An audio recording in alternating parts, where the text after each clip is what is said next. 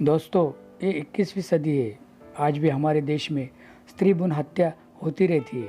काश हमारी medical science आज इतना आगे न निकल गया होता तो ये स्त्री भ्रूण हत्या कभी नहीं होती, क्योंकि इसी के ज़रिए उन माता पिता और उनके परिवार वालों को सोनोग्राफी से ये पता चल जाता है कि जन्म देने वाली माँ के पेट में बेटा है या बेटी।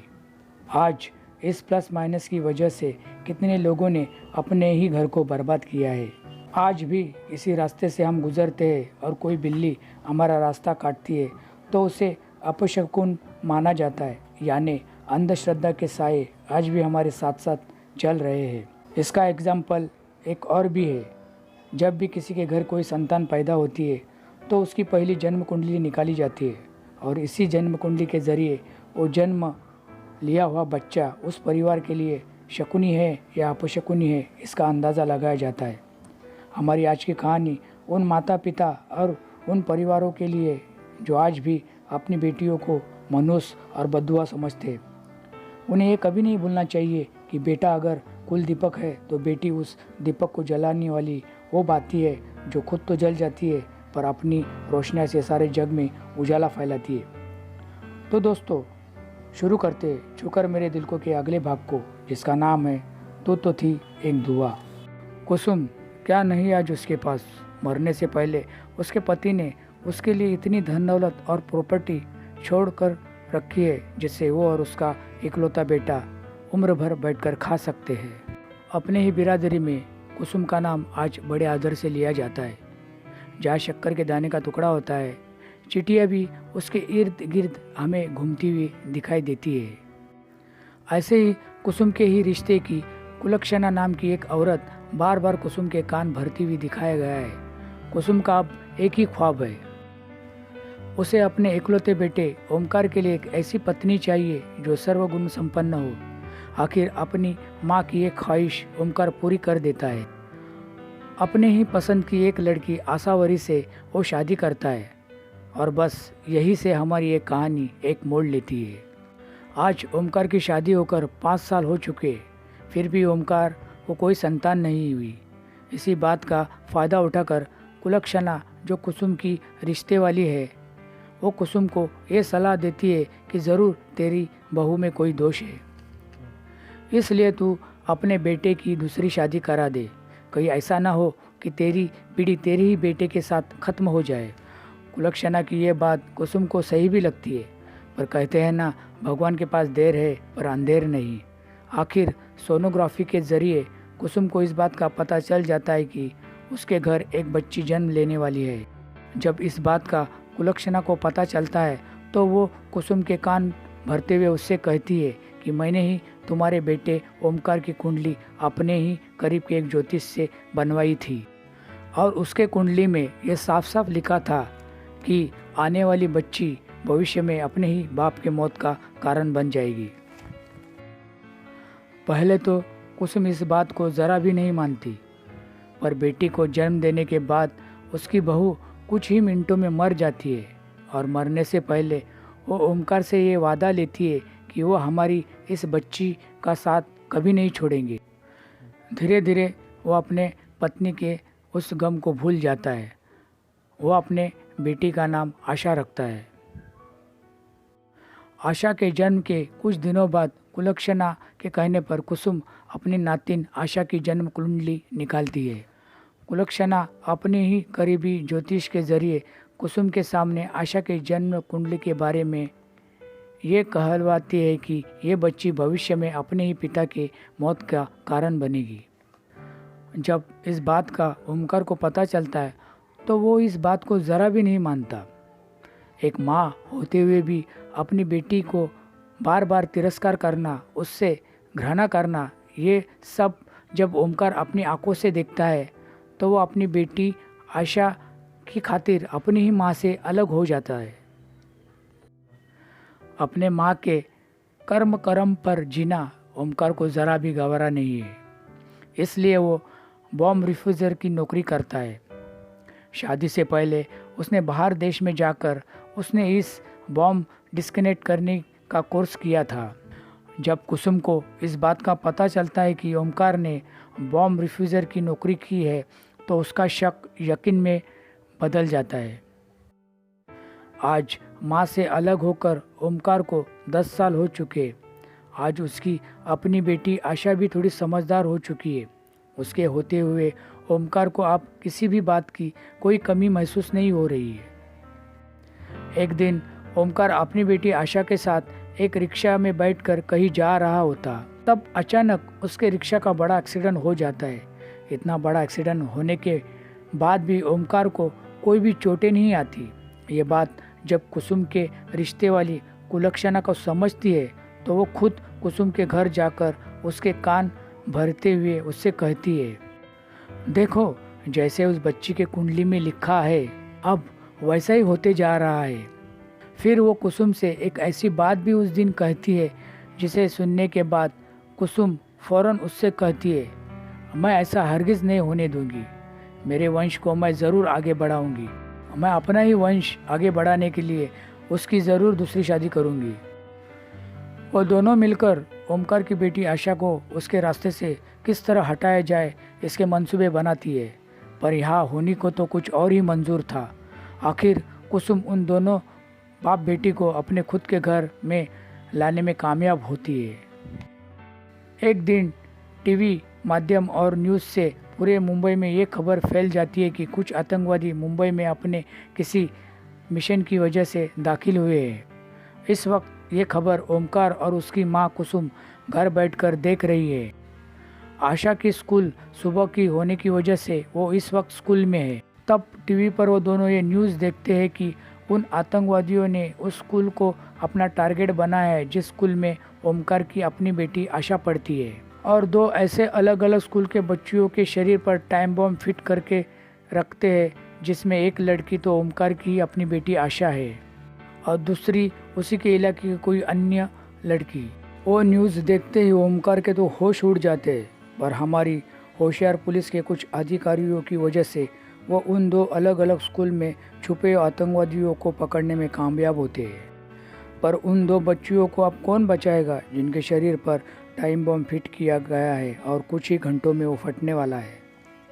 तभी ओमकार को अपने ही अधिकारी का फ़ोन आता है कि उसे इमीडिएटली उनके कही हुई जगह पर जाना है। ओमकार अपने ही बेटी को बचाने ही जाने वाला है। इससे पहले उसकी माँ उसे रोकते हुए कहती है, तू अपनी बेटी को बचाने उसके पास नहीं जाएगा, क्योंकि अब जो हो रहा है वो सभी तेरे जन्म कुंडली के हिसाब से ही हो रहा है। क्योंकि तेरे जन्म कुंडली में ये साफ साफ लिखा है कि तेरी मौत का कारण तेरी ही अपनी बेटी होगी। यह बात सुनकर ओमकार थोड़ा सोच में पड़ता है। वो अपनी माँ की ओर देखकर उससे कहता है, अच्छा तो आज तक तू मेरी बच्ची के साथ जो सौतेला व्यवहार कर रही थी उस सब की वजह यह है?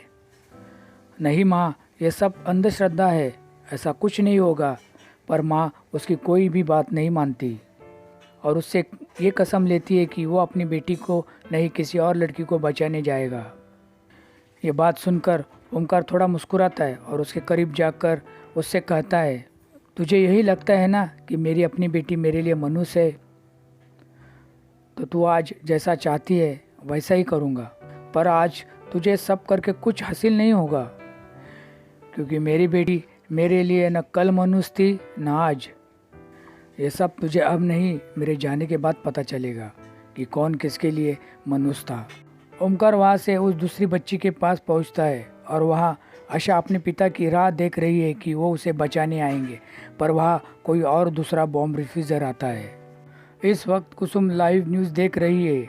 तब वो टीवी पर यह खबर देखती है कि आशा नाम की लड़की के शरीर पर जो बम लगाया था, जिसकी गलत तार डिस्कनेक्ट करने की वजह से उस लड़की की जगह पर मौत हुई है और उस बॉम्ब रिफ्यूज़र को बस थोड़ी ही चोटें आई है। यह खबर सुनकर कुसुम वहाँ बैठे बैठे खुश हो जाती है।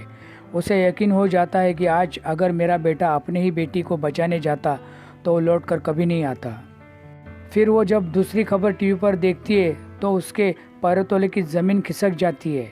उस खबर में ये दिखाया गया है कि ओमकार जिस लड़की को बचाने गया था वो लड़की के शरीर पर का बॉम्ब वो निकालने में तो कामयाब हो जाता है, पर उसका टाइम डिस्कनेक्ट करने से पहले ही वो बम फट जाता है। इस वक्त वो बच्ची तो सही सलामत है, पर ओमकार की वही जगह पर मौत हो जाती है। यह सब देखकर कुसुम एकदम शांत सी हो जाती है। आज ये कहावत तो सच ही हो गई, जो दूसरों के लिए खड्डा खोदता है पहले वही उसी में गिरता है। आज कुसुम के साथ भी वैसा ही हुआ। परंपरा के अनुसार आज ओमकार और उसकी बेटी आशा का श्राद्ध करने एक नामी पंडित कुसुम के घर आते हैं। वो ओमकार और उसके बेटी का श्राद्ध कुसुम के सामने करते हैं। यह सब होने के बाद जब वो पंडित एक कुर्सी पर बैठकर उस घर को गौर से देख रहा होता, तब उसकी नज़र एक पुस्तक पर पड़ती है। वो उस कुंडली को गौर से पढ़ता है और कुसुम की ओर देखकर कहता है, ये कुंडली तुम्हारी नातिन आशा की है ना? इस पर कुसुम उन्हें हाँ में जवाब देती है। वो पंडित कुसुम की ओर देखकर कहता है, काश उस दिन तुम्हारा बेटा उस दूसरी बच्ची को बचाने के बजाय अपनी बच्ची को बचाने जाता तो आज तुम्हारा बेटा तुम्हारे साथ होता। इस पर कुसुम कहती है, मैं समझी नहीं, आप क्या कहना चाहते हो? इस पर वो पंडित कुसुम को समझाते हुए कहता है, इस बच्ची की कुंडली में यह साफ साफ लिखा है, जब तक वो अपने पिता के साथ होगी उसे कभी भी कहीं भी कुछ नहीं हो सकता। कहने का तात्पर्य ये है कि वो अपने पिता की सुरक्षा जननी है। इस पर कुसुम उस पंडित जी से तुरंत कहती है, ये कैसे हो सकता है? मेरे बेटे की कुंडली में तो ये लिखा है कि उसकी बेटी ही उसकी मौत का कारण बनेगी। इस पर वो पंडित तुरंत कहता है, ऐसा कदापि नहीं हो सकता। क्या इस वक्त तुम्हारे पास अपने बेटे की जन्म कुंडली है? इस पर कुसुम हाँ कह के उस कुंडली को कुछ ही सेकंड में उस पंडित जी को ला कर देती है। वो पंडित ओमकार की कुंडली गौर से देखता है और देखने के बाद वो कुसुम से कहता है, इसमें तो यही लिखा है कि तुम्हारे घर में पहली बेटी जन्म लेगी और वही अपने पिता की रक्षक बनेगी। तब कुसुम को आज से 5 साल पहले वो रिक्शा एक्सीडेंट का वाकया याद आता है। इतना बड़ा एक्सीडेंट उस वक्त ओमकार के साथ होने के बाद भी ओमकार को उस वक्त कुछ भी नहीं हुआ, क्योंकि उस वक्त उसके साथ उसकी अपनी बेटी आशा जो थी। और तब उस वक्त कुलक्षणा वहाँ आती है। वो कुसुम से माफ़ी मांगते हुए कहती है, मुझे माफ़ कर दे कुसुम, ये सब मेरी वजह से हुआ। मैंने ही तुम्हारे बेटे के कुंडली के बारे में ये झूठ कहा कि उसकी मौत का कारण उसकी अपनी बेटी होगी। बस फिर क्या? कुलक्षणा के मुंह से ये बात सुनकर कुसुम गुस्से में आकर कुलक्षणा को एक ज़ोरदार थप्पड़ मारते हुए कहती है, यानी अभी अभी पंडित जी ने मेरी नातिन आशा के बारे में जो भी कुछ कहा वो सब सच था? यह कहते कहते वो अपने बेटे और नातिन के फ़ोटो के करीब जाते हुए अपने बेटे ओमकार के फ़ोटो पर प्यार से हाथ फिराते हुए कहती है, तू हमेशा अपनी बेटी के बारे में मुझसे कहा करता था कि मेरी बेटी मेरे लिए कभी भी मनुष्य नहीं थी। तू सच कहता था, वो तेरे लिए कभी भी मनुष्य नहीं थी। अरे वो तो तेरी सुरक्षा जननी थी, पर मैं बेवकूफ़ इस बात को कभी नहीं समझी। मुझे माफ़ कर दे बेटे। फिर वो अपनी नातिन आशा के फ़ोटो की ओर देखकर उस फ़ोटो पर प्यार से हाथ फिराते हुए कहती है, बेटी मैंने हमेशा तेरा तिरस्कार किया। बिन माँ के होते हुए भी मैंने कभी तुझे अपने पास आने नहीं दिया। मैंने हमेशा तुझे मनुष्य नाम से पुकारा, पर मेरे बेटे के लिए तू मनुष्य कभी नहीं थी। मेरे बेटे के लिए हमेशा तू तो एक दुआ थी, पर मैंने तुझे हमेशा बद्दुआ ही समझा। मैं आज तुझसे दिल से कहती हूँ, मुझे कभी माफ़ मत करना बेटा, क्योंकि यही मेरी सज़ा है। इस दुनिया की में वो पहली माँ होगी जिसने खुद अपने ही हाथों से अपने वंश को मिटा दिया। यह कहकर वो ज़ोर ज़ोर से रोने लगती है।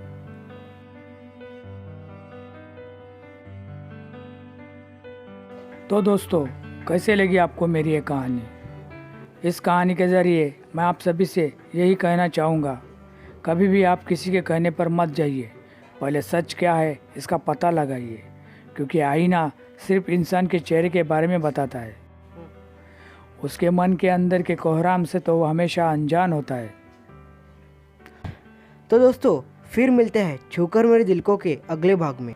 दोस्तों, आपको कहानी पसंद आए तो लाइक एंड सब्सक्राइब।